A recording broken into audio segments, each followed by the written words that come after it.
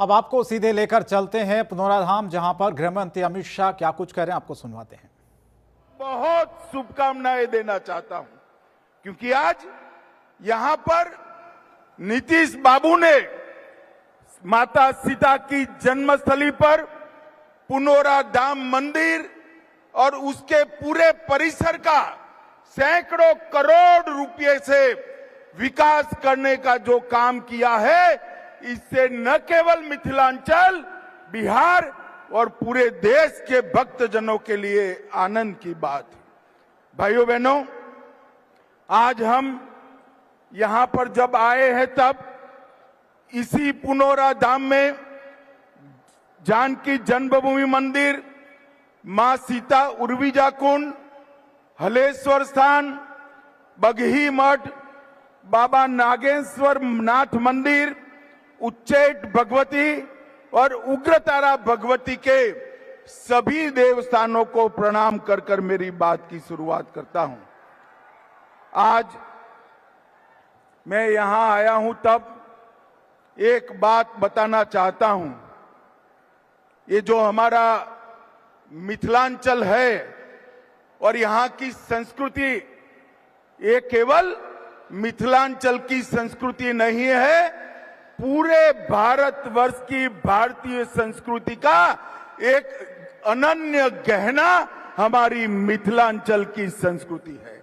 और इसी भूमि पर आज मैं बड़ा भाग्यशाली हूं कि मैं इस पवित्र काम में उपस्थित रह पाया हूं। मिथिलांचल के उत्तर में पर्वतराज हिमालय है, दक्षिण में पाप विमोचनी मां गंगा, पूर्व में महानंदा और पश्चिम में गंडकी, ये सभी के बीच में माता जानकी ने जन्म लिया।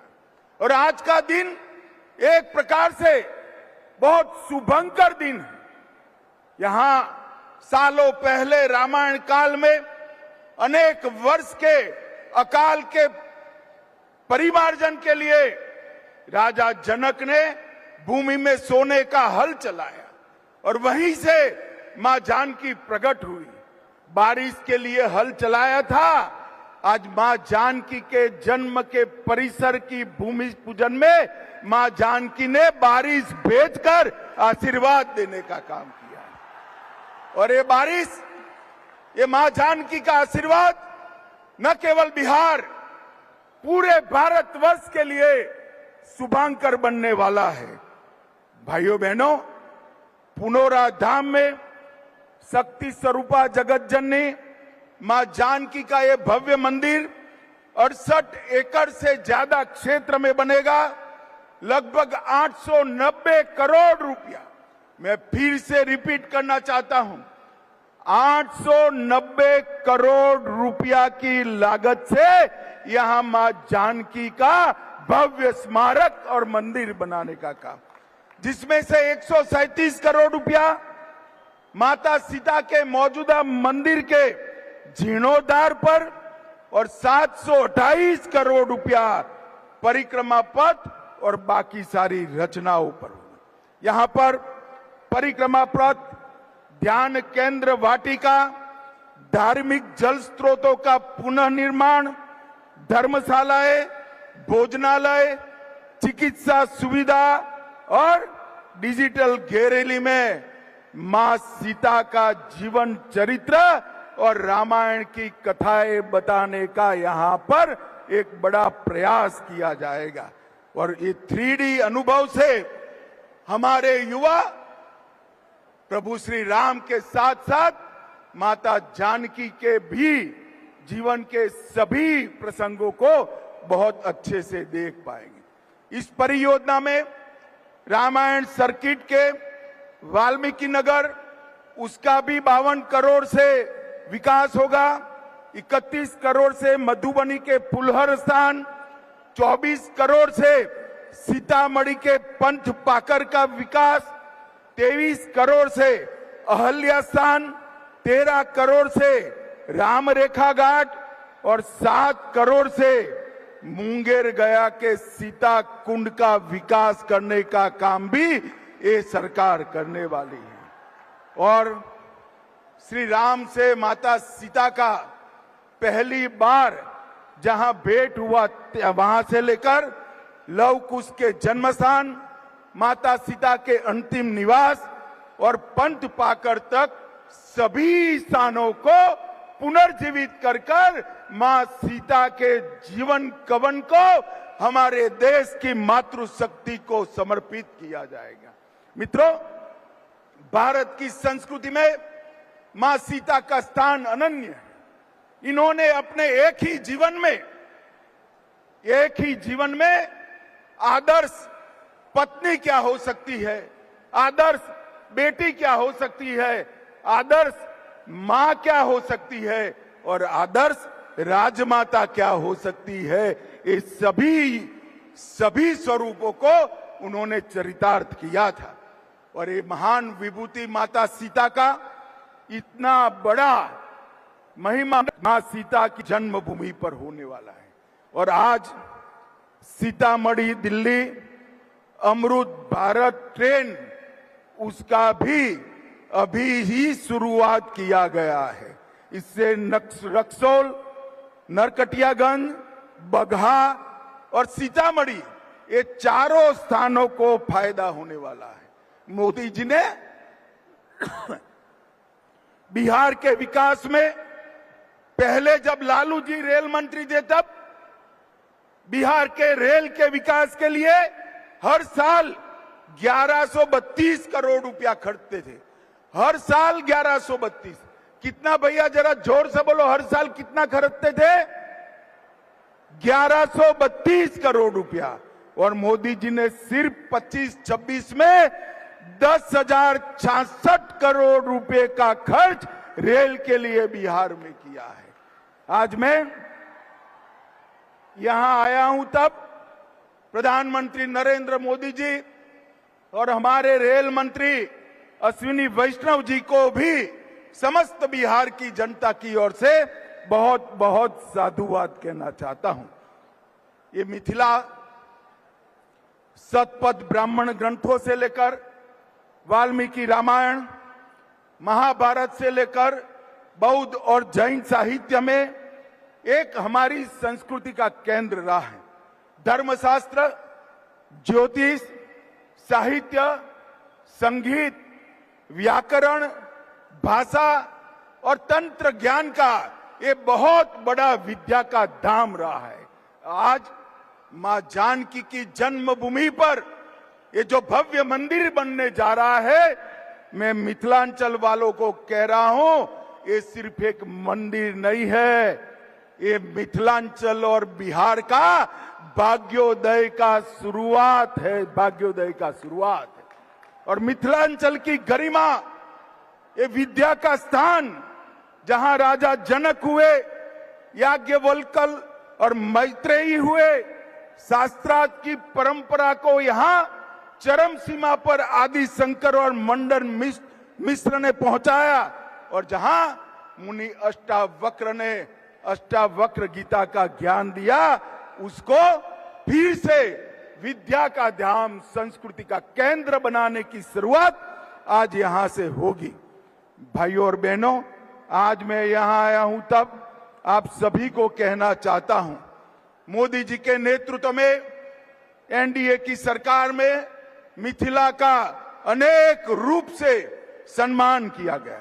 बिहार कोकिला स्वर्गस्थ शारदा सिन्हा जी को 18 में पद्म भूषण मिला और 25 में मरण उपरांत पद्म विभूषण से सम्मानित कर मिथिला की कला का सम्मान किया। श्रद्धेय अटल बिहारी वाजपेयी ने मैथिली को 8वीं अनुसूची में समावेश किया और मोदी जी ने वैश्विक मंच पर मिथिला की कला को आगे बढ़ाया। अर्जेंटीना के उपराष्ट्रपति को मधुबनी पेंटिंग की भेंट दी। दक्षिण कोरिया के राष्ट्रपति को भी मिथिलांचल की कला का नमूना पेश कर भेंट देकर विदेश में भी मिथिलांचल को आगे बढ़ाने का काम किया। भाइयों बहनों, हमारी संस्कृति हमेशा से मातृशक्ति का सम्मान करती है। आज भी छोटा सा बच्चा भी राम का नाम बोलेगा तो प्रभु श्री राम के आगे सीता बोलेगा, सीताराम बोलेंगे, हम राधे श्याम बोलेंगे, हम नाम रखेंगे तो गौरी शंकर रखेंगे। हमने हमेशा इस देश में मातृशक्ति की उपासना की है और सीता माता का ये मंदिर, माता सीता, मैत्रेयी, गार्गी, विदुषी, भारती, ये सभी का सम्मान बनेगा। आज मैं वो बात को भी कहना चाहता हूं, जब आचार्य शंकर आदि शंकराचार्य और मंडन मिश्र के बीच में जब शास्त्रार्थ हो रहा था, तब इसकी अध्यक्षता मंडन मिश्र की धर्मपत्नी विदुषी भारती करती थी। जो मंडन मिश्र और शंकराचार्य के शास्त्रार्थ की अध्यक्षता कर सके, उसी ने पूरी दुनिया में मैसेज दिया था कि भारत के अंदर मातृशक्ति हर क्षेत्र के अंदर सबसे पहला स्थान रखती है। भाइयों बहनों, मोदी जी ने 5 अगस्त 2020 को अयोध्या में भव्य राम मंदिर बनाया, काशी विश्वनाथ कॉरिडोर बनाया, उज्जैन में महाकाल कॉरिडोर बनाया, श्री सोमनाथ का मंदिर फिर से सोने का बन रहा है और कई धर्म स्थानों का उद्धार मोदी जी ने किया और उनके ही आशीर्वाद से यहाँ पर मां सीता का भव्य मंदिर और पूरा परिसर बन रहा है। ये हम सब के लिए बहुत आनंद और गर्व का विषय है। मित्रों, आज मैं यहाँ आया हूं तब ऑपरेशन सिंदूर की भी बात करना चाहता हूं। भारत की सुरक्षा के लिए देश के प्रधानमंत्री नरेंद्र मोदी जी कटिबद्ध। एक जमाने में कांग्रेस का शासन था, देश भर में बम धमाके होते थे, बम धमाके कर कर पाकिस्तान भाग जाते थे आतंकवादी, कोई पूछ लेने वाला नहीं था। मोदी जी की सरकार आई, उरी में हमला किया, हमने सर्जिकल स्ट्राइक किया, पुलवामा में हमला किया, हमने एयर स्ट्राइक करा और पहलगाम में हमला किया, ऑपरेशन सिंदूर चलाकर पाकिस्तान के घर में घुसकर आतंकवादियों का सफाया किया। और एक कांग्रेस पार्टी एंड लालू, ये लालू एंड कंपनी पार्लियामेंट में ऑपरेशन सिंदूर का विरोध कर रही। मैं पूछने आया हूं, मिथिलांचल वाले ने, मोदी जी ने आतंकवादियों को जवाब देना चाहिए या नहीं देना चाहिए? अरे जोर से बोलो, देना चाहिए नहीं देना चाहिए? ऑपरेशन सिंदूर करना चाहिए या नहीं करना चाहिए? ये लालू एंड कंपनी को मालूम नहीं है, ये नरेंद्र मोदी की सरकार है, भारतीय जनता पार्टी और एनडीए की सरकार है। यहां पर देश की सुरक्षा के साथ खिलवाड़ करने का किसी को अधिकार नहीं है। भाइयों बहनों, बिहार में चुनाव आने वाला है। मैं यहां आया, उसके पहले पूरे अखबार भरे पड़े हैं कि एसआईआर होना चाहिए या नहीं होना चाहिए। अब मैं तो भारतीय जनता पार्टी का कार्यकर्ता हूं, मंच पर सारे एनडीए के लोग हैं, मगर मैं तो जनता को पूछना चाहता हूं, भैया घुसपैठिए को मतदाता सूची से निकालना चाहिए या नहीं निकालना चाहिए? अरे जोर से बोलो, निकालना चाहिए या नहीं निकालना चाहिए? चुनाव आयोग ने एसआईआर करना चाहिए या नहीं करना चाहिए? अरे मुझे बताए लालू प्रसाद जी, किसको बचाना चाहते हो? आज तक चुनाव आयोग ने जो पहली सूची बाहर करी, आपकी पार्टी ने एक भी ऑब्जेक्शन नहीं लिया, कांग्रेस पार्टी ने एक भी ऑब्जेक्शन नहीं लिया। और आप बचाना किसको चाहते हो? जो बांग्लादेश से आकर मेरे बिहार के युवाओं की नौकरी खा जाते हैं, उनको बचाना चाहते हो? मुझे बताओ मिथिलांचल वालों, एसआईआर मतदाता सूची से घुसपैठियों को निकालना चाहिए या नहीं निकालना चाहिए? स्पष्ट संदेश दीजिए लालू एंड कंपनी को, घुसपैठियों के वोट चाहिए तो बिहार की जनता आपको स्वीकार नहीं करेगी। और भाइयों बहनों, मैं आज राहुल जी को भी कहना चाहता हूं, बंद करिए ये वोट बैंक की राजनीति। मतदाता शुद्धिकरण पहली बार नहीं हो रहा है, आपके परनाना जवाहरलाल नेहरू ने शुरू किया था और अंत में 2003 में हुआ, तब भी कोई विरोध नहीं था। अब आप चुनाव पे चुनाव हारते जाते हो, इसलिए पहले से ही बिहार चुनाव हारने का एक वजह लोगों को बता रहे हैं। भाइयों बहनों, कल लालू प्रसाद की पार्टी ने एक प्रेस कॉन्फ्रेंस करा कि अमित शाह आ रहे हैं तो जवाब देकर जाए, मिथिलांचल के लिए क्या करा। भैया जवाब देना चाहिए या नहीं देना चाहिए? जोर से बोलो, देना चाहिए या नहीं देना चाहिए? और जोर से बोलो, देना चाहिए या नहीं देना चाहिए? अरे भाई, मैं तो बनिए का बेटा हूं, आना पाई का हिसाब लेकर आया हूं। ध्यान से सुनना सीतामढ़ी वालों, मोदी जी ने पिछले 6 दौरों में 83,000 करोड़ रुपया हमारे बिहार के विकास के लिए दिया है। और मैं मिथिलांचल की बात करता हूं, सीतामढ़ी का नेशनल हाईवे 527 पूरा कंक्रीट का बन रहा है। सीतामढ़ी वालों, 2 साल के बाद नेशनल हाईवे 527 पर विमान भी उतर पाए, ऐसा रोड मोदी जी बना रहे हैं। भाइयों बहनों, 2400 करोड़ से सीतामढ़ी, सुरसंड, जयनगर, निर्मली रेलखंड बन रहा है। 404 करोड़ से सीतामढ़ी, जयनगर, नरैया रोड का दोहरीकरण हो रहा है। 201 करोड़ से बहार गांव से सीतामढ़ी सुरसंड सड़क का कार्य चल रहा है। 1600 करोड़ से नेशनल हाईवे 31 पर 140 किलोमीटर लंबे खगड़िया पूर्णिया खंड का निर्माण हो रहा है।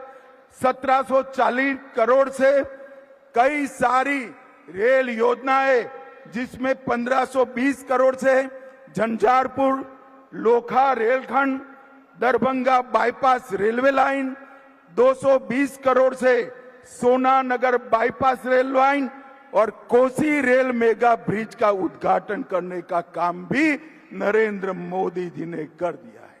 और भाइयों बहनों, दरभंगा रेलवे स्टेशन 1193 करोड़ से नया बन रहा है। 1193